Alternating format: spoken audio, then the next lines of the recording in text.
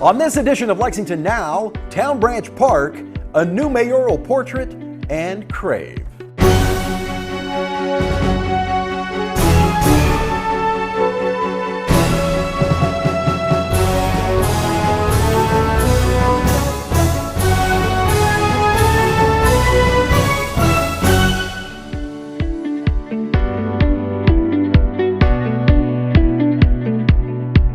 I'm Neil Noah, and welcome to Lexington Now for the week of August 21st, 2023. Big news for the area around Rupp Arena as ground was finally broken on what promises to become a focal point for downtown, Town Branch Park.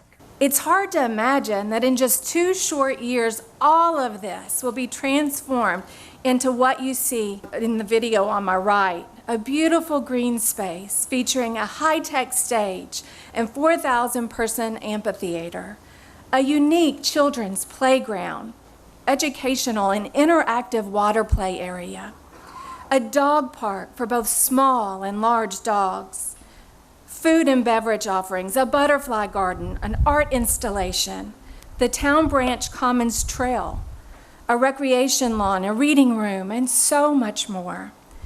The park will also reconnect the community to Town Branch Creek through this space just to my right. That actually is the creek rolling through in the middle of those trees. I became involved in this project at the request of my dear friend and then Mayor Jim Gray. And a few other civic-minded friends and peers of mine were asked to take a task of creating a public park for Lexington that would be privately funded. This was an unprecedented project for our community. Raised $31 million, he told me, of private funds to build a world-class park in the heart of downtown for all of our residents and visitors to enjoy. What a dream. Our community has never come together to raise that much money for a single cause like this. Some people didn't think we could do it. Actually, there were many people that didn't think we could do it. And I would hear about it every now and then. Maybe they were right. We didn't raise $31 million. We raised $39 million! It was Victor Hugo who famously said, "There's nothing more powerful than an idea whose time has come." Now, I would just add that an idea without funding is nothing more than a hallucination. So fortunately and inspiringly, Town Branch Park is a reality and not a hallucination. Now let me too pay tribute to Ann Backus, Lexington's grand dame. The late W.T. Young was often described as the bell cow of fundraising and philanthropy. And of course, the bell cow is the one who leads. Well, there's a new bell cow in town. This is a groundbreaking in that we are literally breaking ground, in this case, someone said asphalt, to begin construction of this wonderful park. And groundbreaking in the landmark sense, in that we are creating a new landmark, a new destination, a place for community celebration, a place to bring your children and your visitors from out of town, a place to enjoy a brisk walk or an evening stroll. This park is also groundbreaking in a pioneering sense. It is not every day in our city that the private sector comes together to fund something like Town Branch Park. This is a big deal. This park is a gift. It's a gift of improved quality of life to each and every one of us, as well as all 325,000 people who live here, as well as their visitors. That's really special. Buildings come and go, parking lots come and go, but parks can live forever if you take care of them. And I can assure you that our board and the people that have donated their time and energy here are going to make sure that this park is not built, but is taken care of.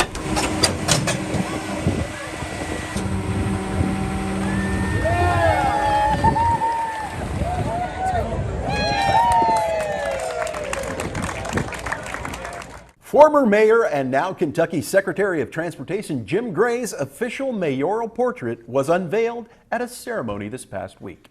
We were there for the celebration.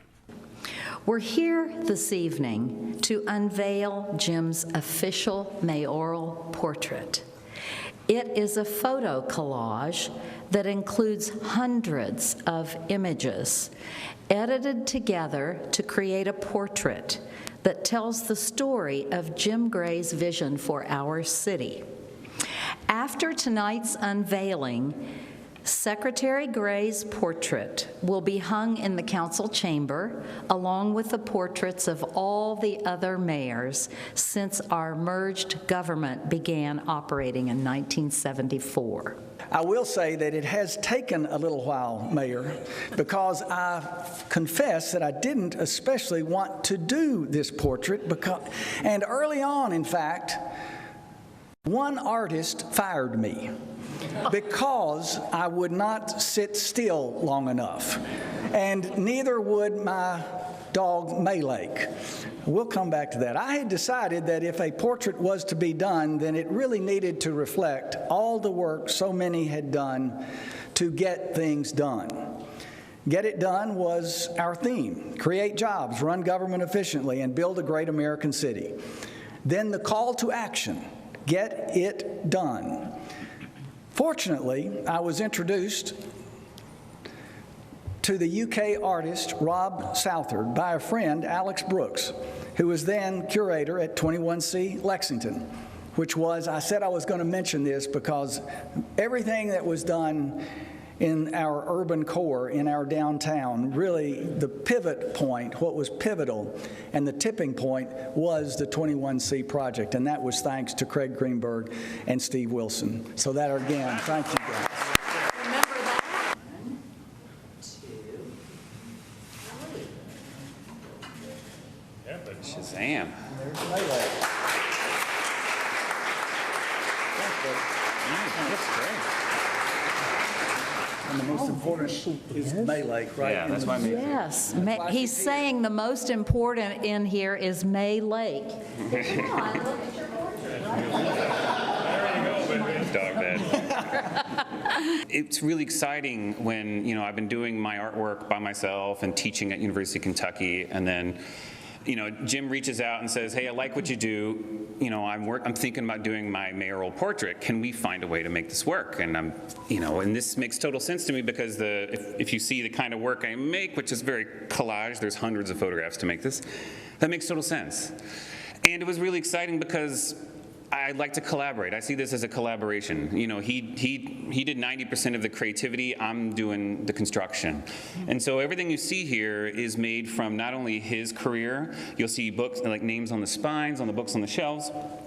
You'll see some of his favorite artists in the background. You'll see things that I digitally constructed to put in there that reference the home state of Kentucky. So Kentucky agate is actually the box on the stack of books, which I made from scans of Kentucky agate. The wallpaper is digitally constructed from the symbols of Kentucky, our state mammal, our state insect, our state bird. A lot of the art pieces on the wall, the plaques, they're artificially made from some of his achievements.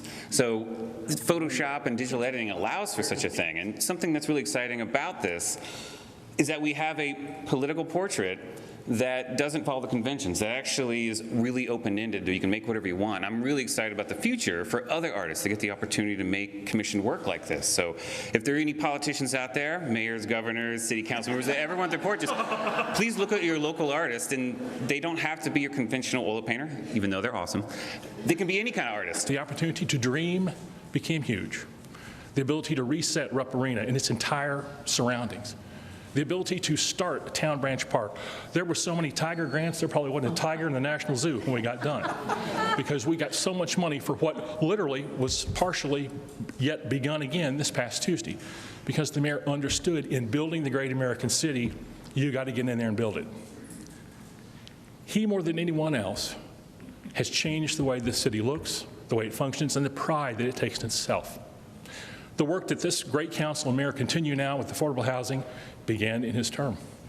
He educated me to the difference between the homeless population, or the people that are homeless.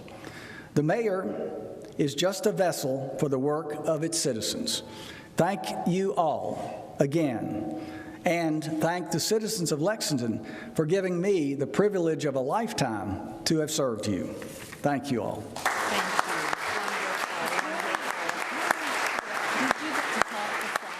After this message, Crave.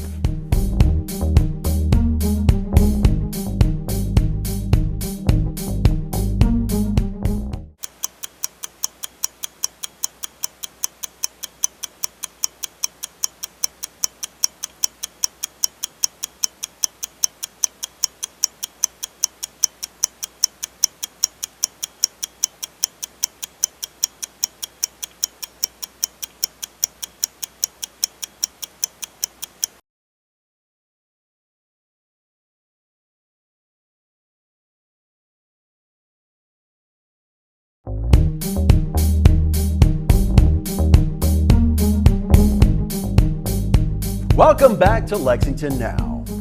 Crave Food and Music Festival is this weekend. We caught up with organizers to get the details. I'm Soraya Brewer. I work for Smiley Pete Publishing, and we are the producers of Crave Food and Music Festival. So I am in charge of the music and production, but I also kind of help with just general festival festivities.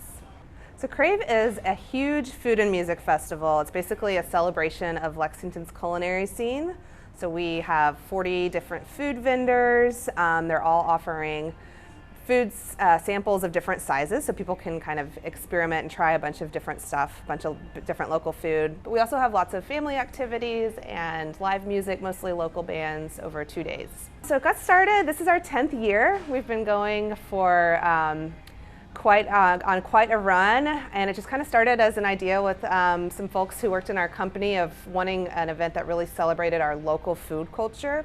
And it's really just grown a lot since then. So it still has a very heavy focus on food, but we have lots of different activities as well. We have a classic car show. We have, like I said, a bunch of live music, tons of kids activities. And so it's just really a way to come out and celebrate kind of the end of summer and celebrate all the amazing stuff that Lexington has to offer. We have lots of kids stuff. We have face painting, we have inflatables, we have a handkerchief hand dyeing contest. Live Green Lexington comes in and they really set up an amazing kids tent. There's lots of games and prizes for the kids.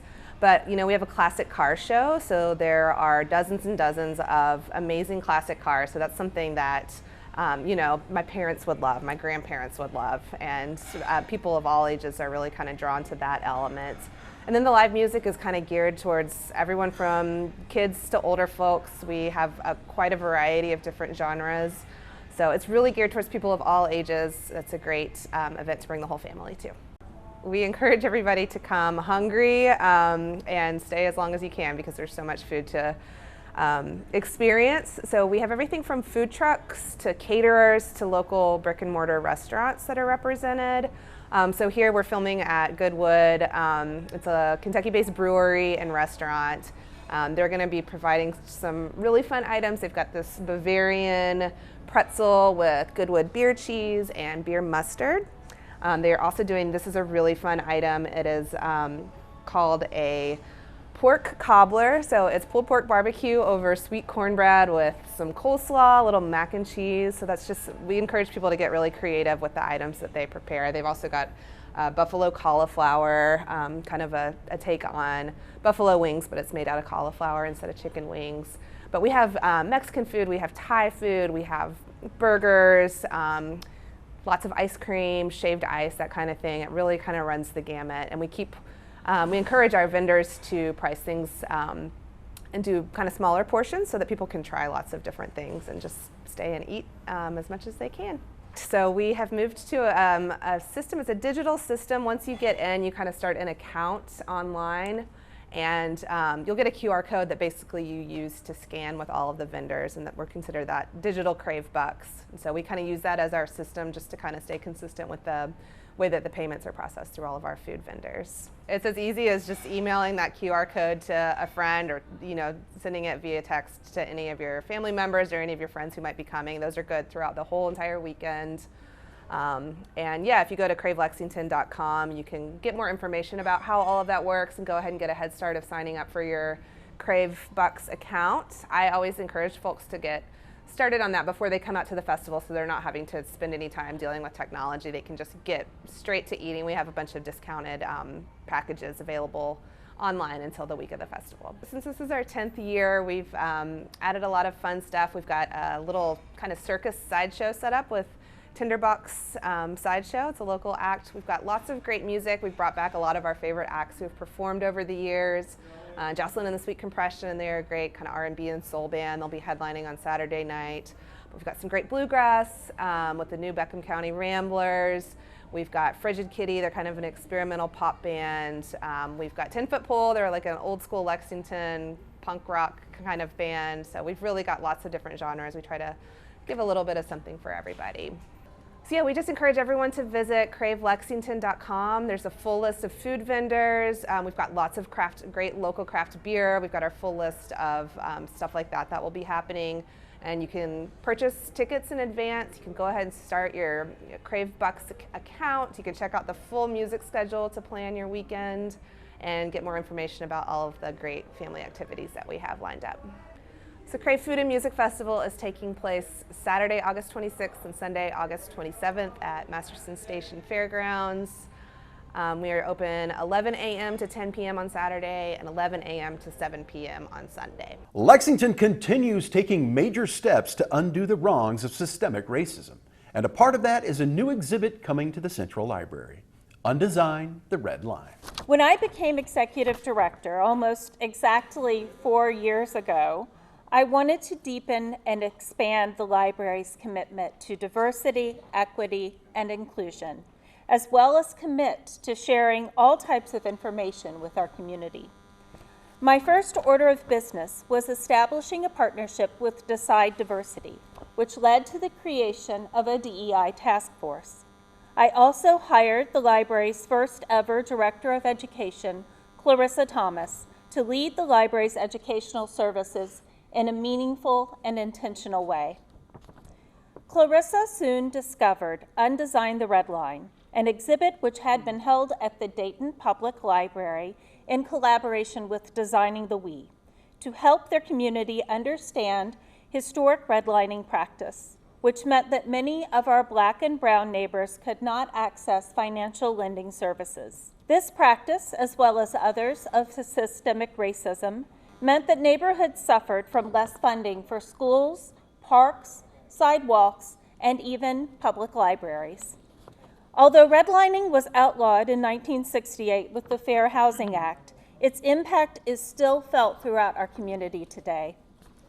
At the Lexington Public Library, we believe in an informed and engaged community. That's why we are pleased to announce that the library will host Undesign the Red Line this fall. To help us set the stage for Undesign, we are launching our next community reading program in partnership with Bluegrass Community Foundation and the University of Kentucky's Office of Community Engagement. We invite all Lexingtonians to read Richard Rothstein's groundbreaking study, The Color of Law, and join us at the library for a series of robust discussions and programs to help us better understand structural and institutionalized racism. Copies of the book, along with its sequel, Just Action, by Richard and Lee Rothstein, are available for free through the library in print book, audiobook, ebook, and e-audiobook formats. Our goal in hosting the exhibit and community read is to inform our citizens and spark conversation about the future. In recent years, we've been working on rooting out racism in our community, getting rid of it. That's what my Mayor's Commission for Racial Justice and Equality was all about. And we've made a lot of progress in implementing the 54 recommendations in the report. We have implemented well over half of those. We're getting ready very soon to announce a big one for the community, and our work will continue. Someone said to me when that report came out, well, will you just be putting it on the shelf with all the other reports? And I said, absolutely not. We are using it as our blueprint. So today we're taking another step. We're excited to once again partner with the University of Kentucky, the Lexington Public Library, and the Library Foundation to make Undesign the Red Line and the Color of Law community reads possible. We applaud the strength and expertise of our local Undesign the Red Line advisory group as they help tell the fuller story of Lexington's complex history. The Color of Law is a useful guide in this effort, and we encourage everyone to read it, as it provides a groundbreaking synopsis of intentional and institutionalized segregation and its continued impact on all of us today. When Clarissa Thomas, our new first-time Director of Education, first started at the library, she also happens to be the first Black American on our senior leadership team. She could not be here today, which I hate, but it's also one of those things where we really want to carry her work forward when she couldn't. When she first approached me about Undesign, I thought, wow, how didn't I know about this? I was a history major, very interested in land use and on community rights, equality, and I couldn't understand why more people didn't know about this. And I kept coming back to Undesign as local conversations kept coming up about affordable housing, schools, green space, city planning, race. All of this has a direct relationship and correlation to redlining practices. It became more and more apparent to me that our city needed to see itself with a historic mirror to better understand why we are the way that we are today and what we might be able to do as a community to build a better future for all of our citizens and be more equitable and better neighbors. The Undesign the Red Line exhibit will open on September 22nd and remain on display until November 19th at the Central Library on the 3rd floor. Another busy week lies ahead at City Hall, and we'll be bringing you all the gavel-to-gavel action right here and on our website. And remember, for the most accurate and up-to-date information on all city business, check out our website at lexingtonky.gov. Here's this week's meeting coverage.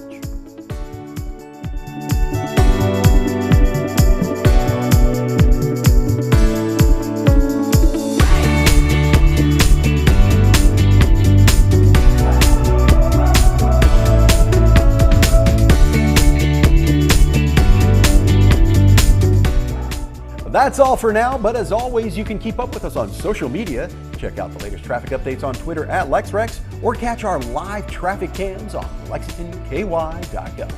For all of us at Lex TV, I'm Neil Noah.